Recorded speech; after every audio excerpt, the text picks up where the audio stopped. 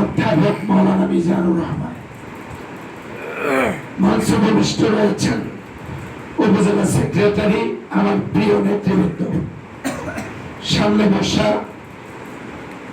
জাতির মননে বুননে কলমের খোসায় যারা উতলে তুলতে পারেন জাতির জাগ্রত বিবেক সাংবাদিক বৃন্দ, সম্মানিত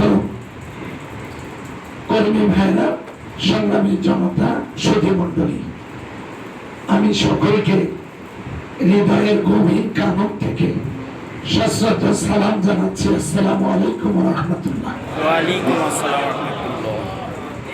দরুদ ও সালাম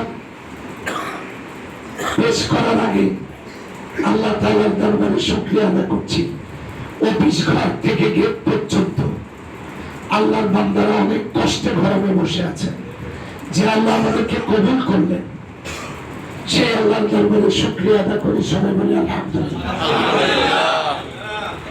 দরুদ ও সালাম মুহাম্মদুর রাসূলুল্লাহ সাল্লাল্লাহু আলাইহি ওয়াসাল্লামের প্রতি, যার উম্মত হওয়ার সৌভাগ্য আমরা অর্জন করতে পেরেছি।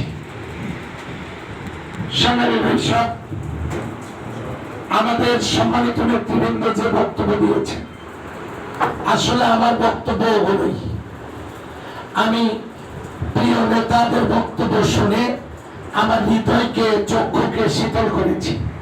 আল্লাহ তাআলা সেখান থেকে